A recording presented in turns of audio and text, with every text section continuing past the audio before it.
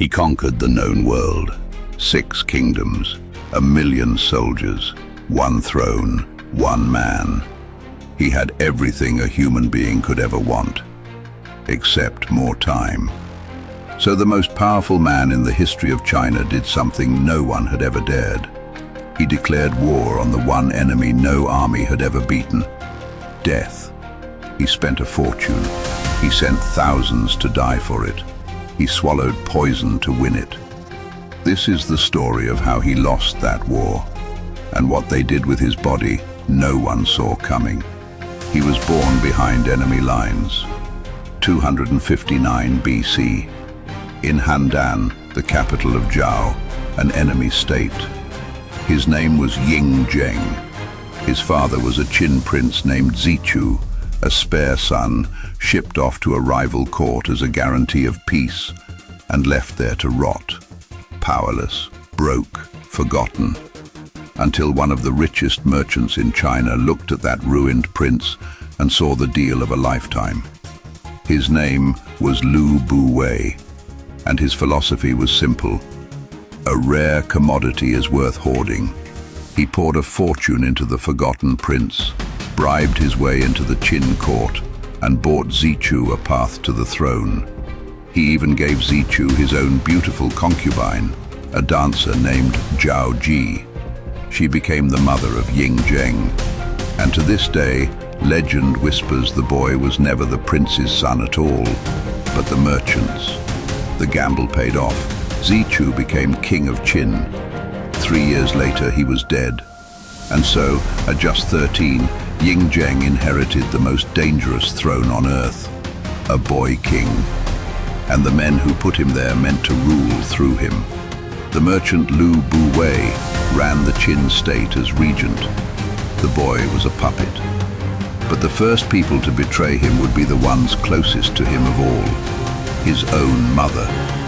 As the years passed, the Queen Dowager took a lover, and the man Lu Buwei found for her was memorable.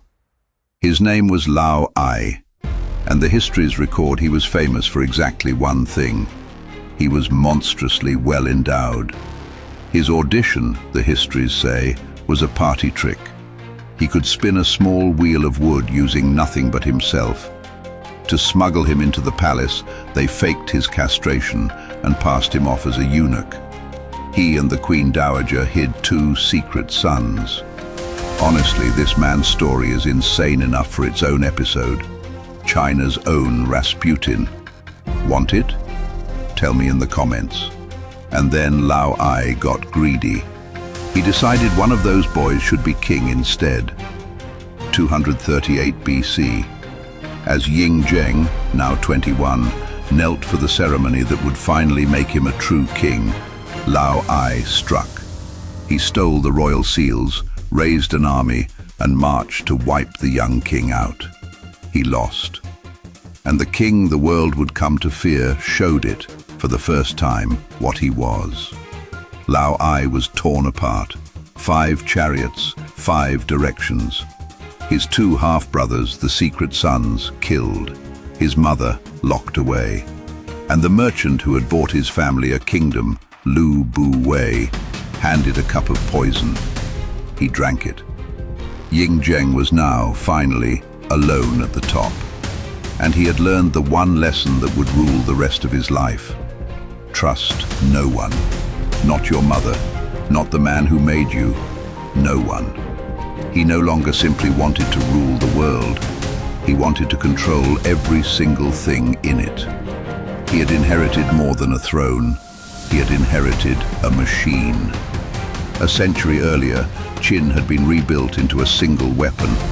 Every peasant a soldier, every law backed by the blade, every promotion paid for in enemy heads.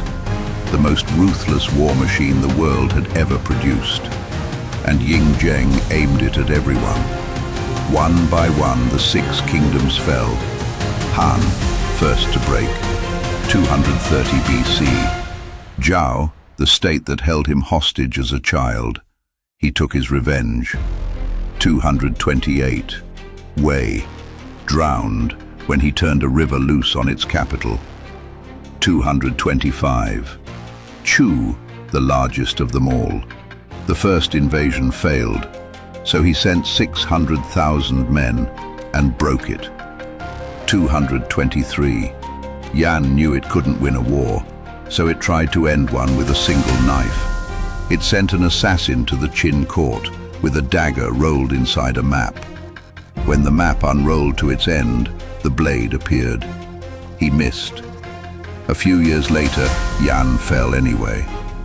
222. Qi, the last one standing, simply surrendered. 221. In barely a decade, one king had swallowed all of China. No one had ever ruled this much. So king was no longer enough. He invented a brand new title for himself, the first emperor. The first, he declared, of 10,000 generations. His dynasty would rule forever. He was wrong about almost nothing in his life.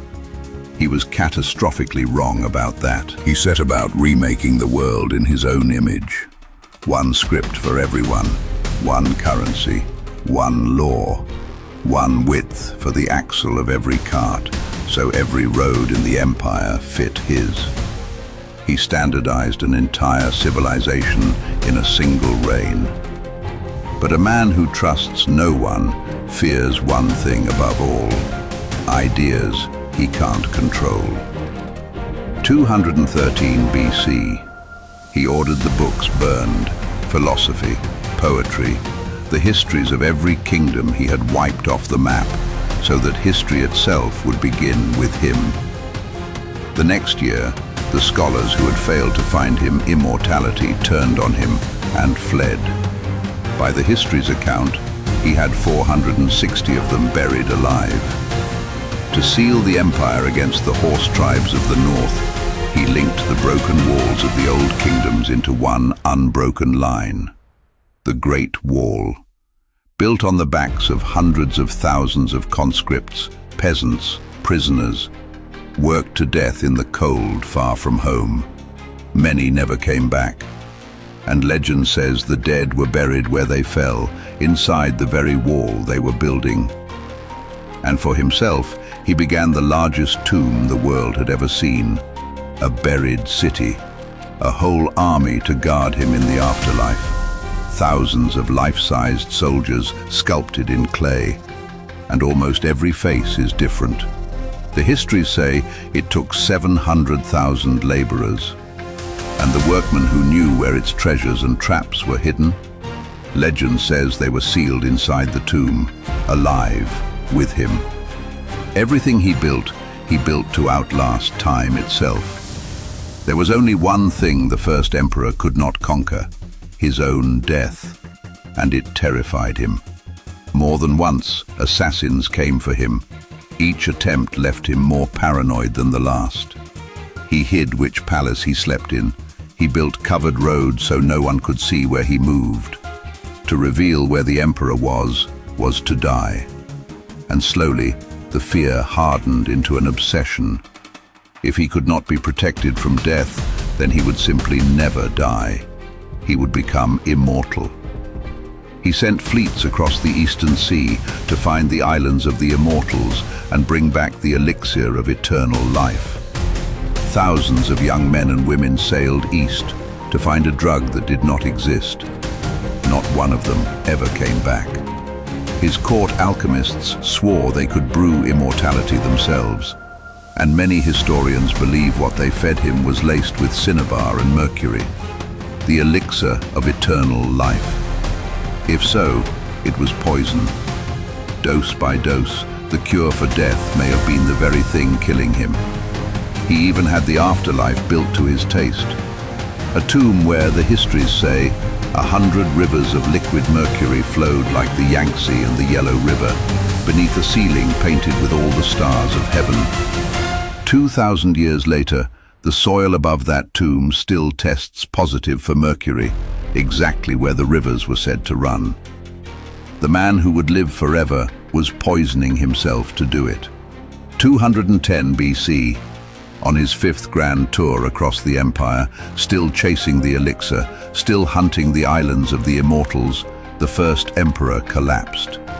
He died on the road, far from his capital, at a place called Shakyu. He was 49. The man who declared war on death had lost. But the war wasn't over.